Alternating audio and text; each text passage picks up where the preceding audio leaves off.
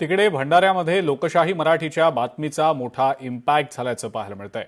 अंगणवाडीच्या दुरावस्थेची पालकमंत्र्यांकडून आता दखल घेतली गेलेली आहे। पालकमंत्री पंकज भोयर यांनी या सगळ्याची दखल घेतलेली असून जिल्हाधिकारी कार्यालयात बैठक घेत अंगणवाडी संदर्भात चर्चा केली गेलेली आहे। अंगणवाडीसाठी आता जागा जी आहे ती उपलब्ध करून दिली जाणार आहे। या संदर्भात मी आजच जिल्हाधिकारी कार्यालयामध्ये बैठक घेतली।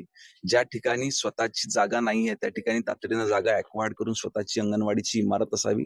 त्याच पद्धतीने ज्या ठिकाणी स्वतःची इमारत आहे त्या ठिकाणी सुरक्षितबंद शौचालय आणि पिण्याच्या पाण्याची उत्कृष्ट व्यवस्था असावी, अशा सूचना जिल्हाधिकाऱ्यांना देण्यात आलेल्या। त्यांनी एक समिती देखील नियुक्त केली आणि या समितीच्या माध्यमातून लवकरच अहवाल घेऊन चांगल्यात चांगल्या अंगणवाड्याची उपलब्धता इथे करून देण्यात। भंडाऱ्यात लोकशाहीच्या बातमीचा इम्पॅक्ट पाहायला मिळालाय। गणवेशाचे पैसे शाळा व्यवस्थापन समितीच्या खात्यामध्ये जमा झालेले आहेत। लवकरच विद्यार्थ्यांना बूट आणि दुसरा गणवेश त्यामुळे दिला जाणार आहे। गणवेशाची रक्कम ही राज्य शासनाकडून प्रत्येक शाळा व्यवस्थापन समितीच्या खात्यामध्ये जमा करण्यात आलेली आहे।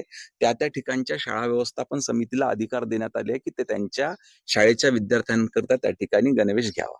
अशा संबंधित ज्या काही शाळा असतील की ज्यांना एकाच याचे आले किंवा बुटाचे आले नाही, अशी याची माहिती घेऊन त्यांना देखील तातडीने उपलब्ध करण्यात येईल। सिडको आणि मध्य रेल्वे यांच्यात नुकत्याच झालेल्या करारानुसार नवी मुंबईतील 9 रेल्वे स्थानकं सिडकोकडून मध्य रेल्वेकडे हस्तांतरित करण्यास सहमती झालेली आहे। मात्र सिडकोच्या अंतर्गत या स्थानकांवर कार्यरत असलेल्या सफाई कर्मचाऱ्यांना सेवेत घ्यायला मध्य रेल्वेनं नकार दिल्यानं या कर्मचाऱ्यांवर बेरोजगारीची टांगती तलवार निर्माण झालेली आहे। या पार्श्वभूमीवर या सफाई कर्मचाऱ्यांनी वनमंत्री गणेश नाईक यांच्या जनता दरबारात उपस्थित राहत निवेदन दिलं। मध्य रेल्वेत सेवेत सामावून घ्यावं, अन्यथा अन्य ठिकाणी आमच्या रोजगाराची व्यवस्था त्यांनी करून द्यावी अशी मागणी या कर्मचाऱ्यांनी केलेली आहे। मध्य रेल्वेकडून स्पष्टपणे लेखी नकार दिला जातोय की आम्ही घेणार नाही या कामगाराला म्हणून। सध्या हे 13 स्टेशन हस्तांतराच्या प्रक्रियेमध्ये आहेत, पण सध्या बामणनोगरी, तरगर आणि खारकोपर ही स्टेशन हस्तांतर झालेली आहेत आणि तेथील 49 सफाई कामगार आहेत।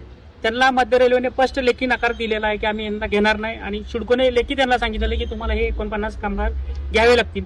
हा वाद चालू आहे सध्या नवी मुंबईमध्ये। मागणी मान्य नाही झाली होईल आम्ही वाटतंय, कारण सिडको सकारात्मक आहे।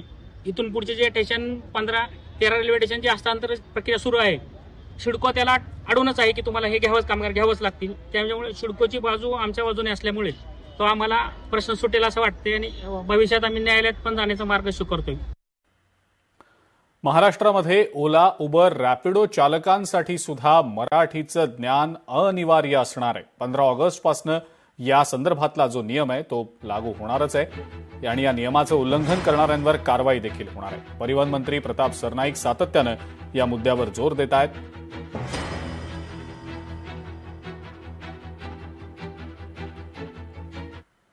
काँग्रेसच्या जिल्हाध्यक्षांसाठी प्रशिक्षण शिबिराचं आयोजन करण्यात आलंय। नाशकात 10 दिवसांचं निवासी प्रशिक्षण शिबिर असेल आणि या प्रशिक्षण शिबिरामध्ये स्वतः राहुल गांधी जिल्हाध्यक्षांना मार्गदर्शन करणार असल्याचं समजतंय।